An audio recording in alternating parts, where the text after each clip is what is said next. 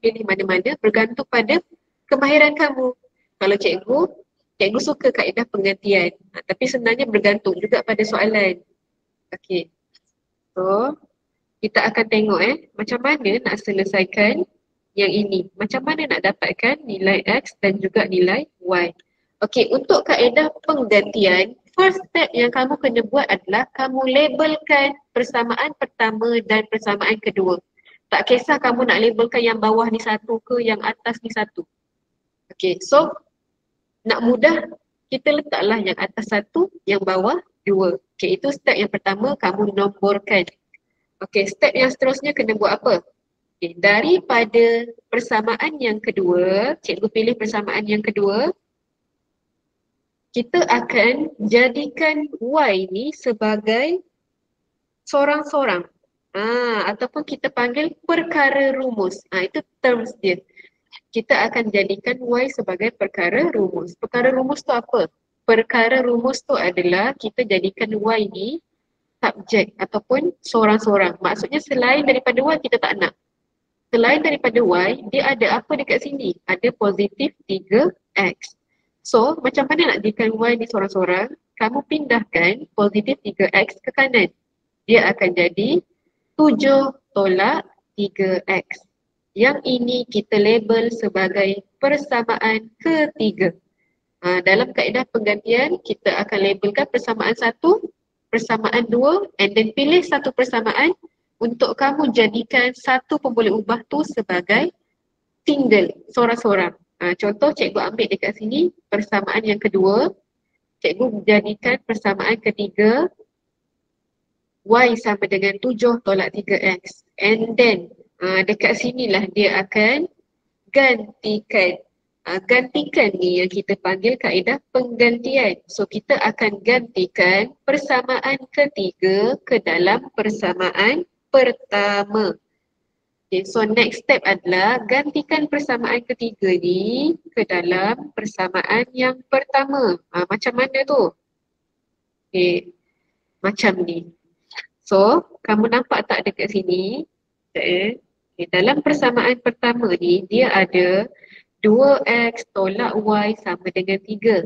Kan dekat sini kita dah buat Y sama dengan 7 tolak 3X. 7 tolak 3X ni, kamu akan gantikan dekat sini. Dekat Y sini. So, dia akan jadi 2X tolak, buat kurungan, 7 tolak 3X sama dengan 3. Inilah yang kita gantikan. Okey, so lepas tu nak buat apa dekat sini?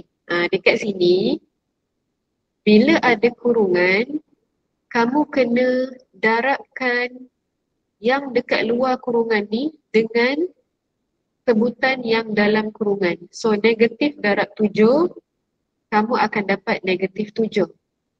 Negatif darab negatif 3X, kamu akan dapat positif 3X. Ataupun mudahnya macam ni lah. 7 ni kan positif, 3X kan negatif.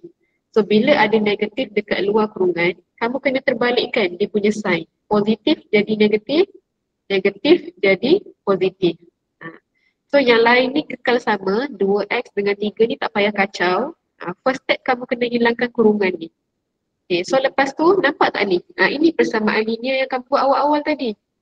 2X tolak 7 tambah 3X sama dengan 3. Next step adalah kamu kena kumpulkan 2X dengan 3X, nombor dengan nombor sahaja. Maksudnya nombor yang tak ada pun boleh ubah, kamu kumpulkan sebelah kanan. Negatif 7 bawa kanan, dia akan jadi macam ni. Yang X kita kumpulkan belah kiri, yang nombor sahaja sebelah kanan. So 2X tambah 3X sama dengan 3 tambah 7. So next dia akan jadi apa? 2X tambah 3X sama dengan 5X. 3 tambah 7 dapat apa? 10. Dekat sini 5X, nak hilangkan 5 kena bahagi. So 10 bahagi 5 kamu akan dapat 2. Okey, selesai dah. Kita dah dapat nilai X. X kita adalah 2.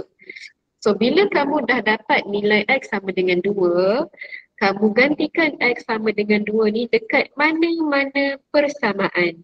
Tapi nak paling mudah, kamu ambil persamaan yang ketiga. Sebab apa? Kan kita dah cari Y, kita dah cari X, kita nak cari Y pula. So bila nak cari Y, kamu gantikan 2 dekat sini.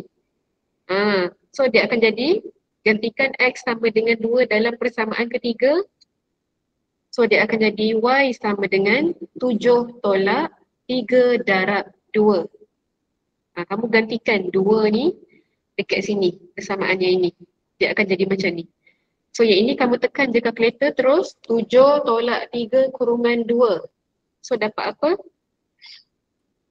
1. Okay, so kita dah dapat maka X sama dengan 2, Y sama dengan 1. Sekejap cikgu tengok dalam group ni.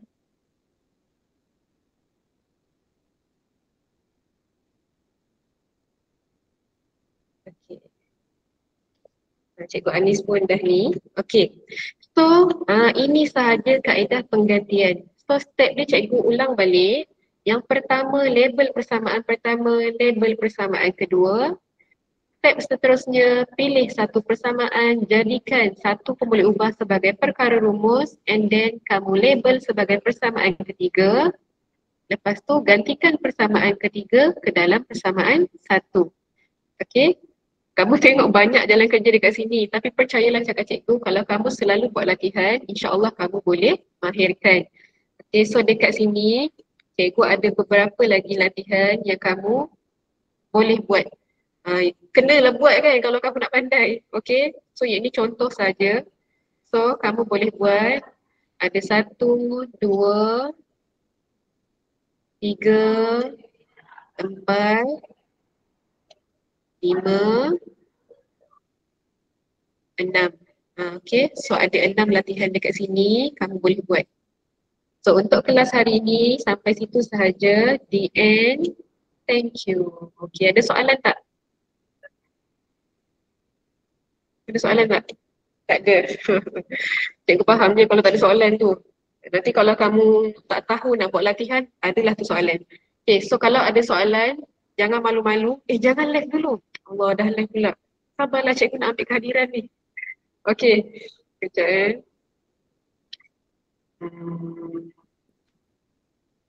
Okay, jangan live dulu. Alia. Alia tolong ambil kehadiran Alia. Kamu tuliskan nama-nama yang ada dekat dalam Google Meet ni.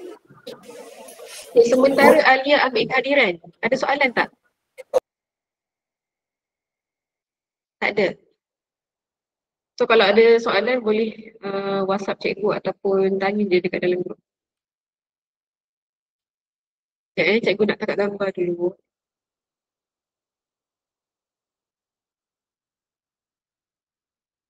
Sabar Sat.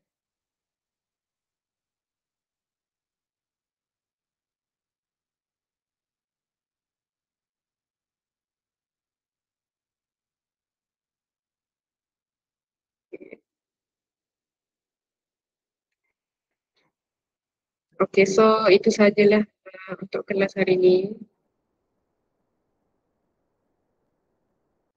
So thank you semua. InsyaAllah kita akan jumpa next class. Cikgu akan sendkan coursework dekat dalam Google Classroom.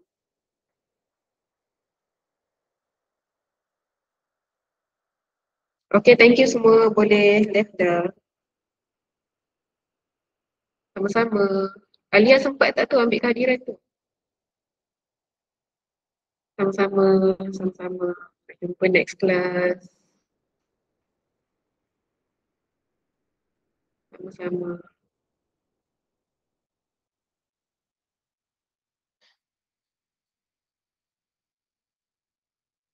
Sama-sama.